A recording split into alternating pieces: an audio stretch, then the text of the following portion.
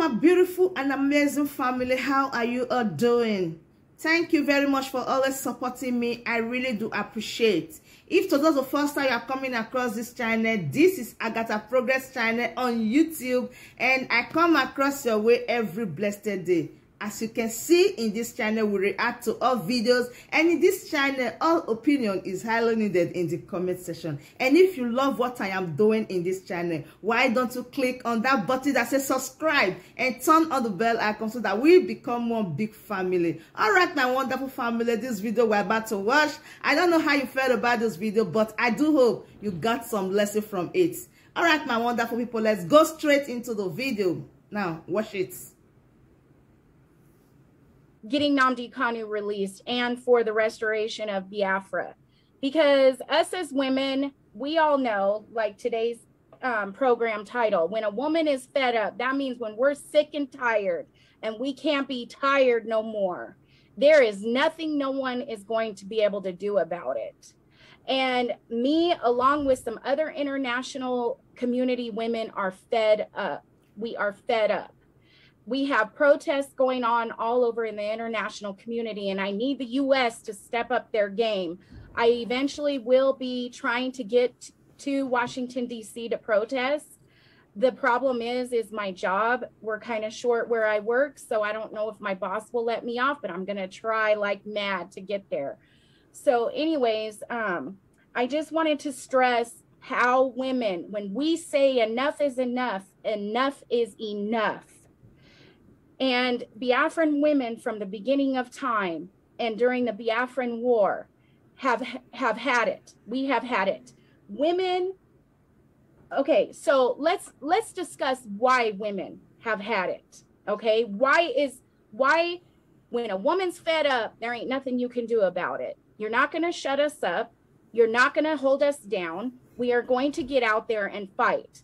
Okay, and fighting means we are going to get out there, make our voices be heard. We are going to rally our government. We are going to fight till we can't fight no more. And every woman on this program knows what I mean. So anyways, let's discuss why we're tired. Okay, let's start with the terrorist sponsoring Nigerian government. Okay, so there's another woman that's helping to fight and expose the terrorists that are in high positions, AKA El-Rufai. Okay, rumor has it that he started Al-Shabaab, the terrorist group, and he has his loyalties to Al-Qaeda. Okay, then he also has connections to the underwear bomber. You remember the underwear bomber that was caught in the U.S. trying to ignite a bomb in his pants on an airline full of American citizens. Okay, so not only does El-Rufai have connections to this terrorist, but also Sheikh Gumi. And you all know who Sheikh Gumi is. Sheikh Gumi is sponsored by the terrorist sponsoring government, who goes out where the terrorists are, and they've got a lucrative business going on where they kidnap school children, which recently another group of school children has been kidnapped for ransom, and they get to take the government's money and they get to go and fund the terrorists with it. And it's just a scheme. They make it look like they're helping these kidnapped school children, but really it's a scheme to get more money to the terrorists undercover. The Nigerian government and the terrorists that are sponsoring the Nigerian government and being hidden by the Nigerian government, like El-Rufai, the governor up in the north, we know you have been exposed. You are sponsoring terrorists, and you are a terrorist because you started Al-Shabaab. Rumor on the streets. Prove me if I'm wrong, El-Rufai. You started Al-Shabaab, a terrorist group. So us women, we're getting tired. We're getting tired of that. We're getting tired of terrorists. Okay, what do terrorists do? That the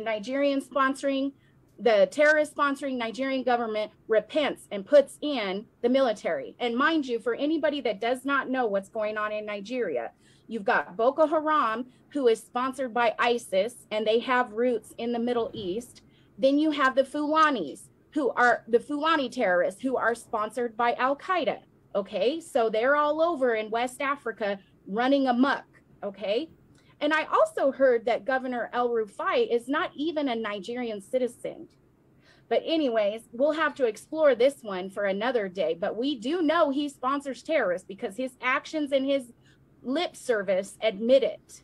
So for everybody that's one Nigeria, it is not Nnamdi Kanu that's your problem. It is not Biafrans that's your problem. It is not Oduduwas that's your problem.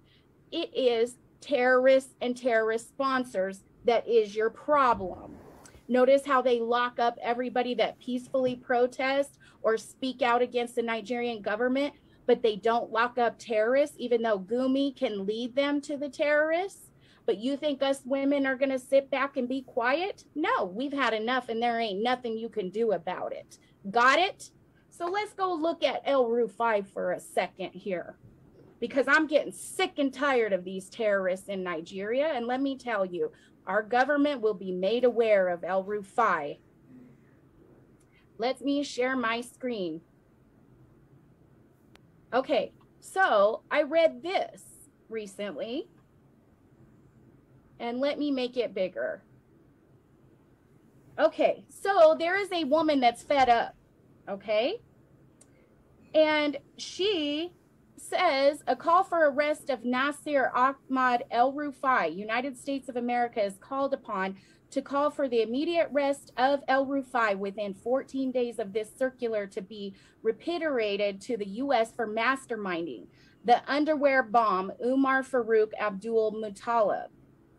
Okay, he tried to detonate on the airline from Amsterdam to Detroit on Christmas Day in 2009, a bomb, an explosive. He had plastic explosives hidden in his underwear while on board Northwest Airlines Flight 253. Okay, the terrorists love going on these airplanes, don't they?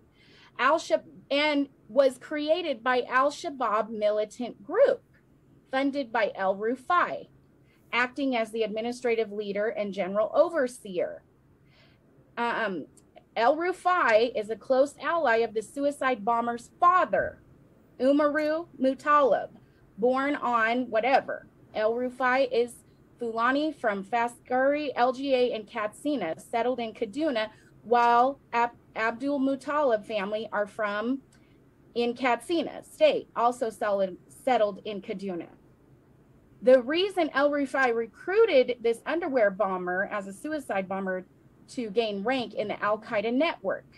Okay, so with that being said, we know this is what we possibly know, okay?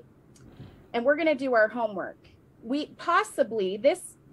underwear bomber was dating El-Rufai's daughter, which it's still questionable as to why El-Rufai's daughter, how she died. Because everybody's saying that El-Rufai has access to nerve agents or poisonous agents that killed his daughter. So that's what I'm reading and I'm researching. I want to know, and it's very much possible. And I kind of researched who's the leader of Al-Shabaab.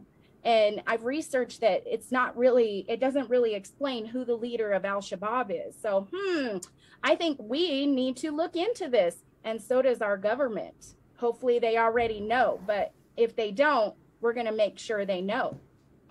So let's leave the terrorists. So this is one reason why women are tired. We've had enough. And when a woman's fed up, there ain't nothing you can do about it. El-Rufai, an American woman here, fed up.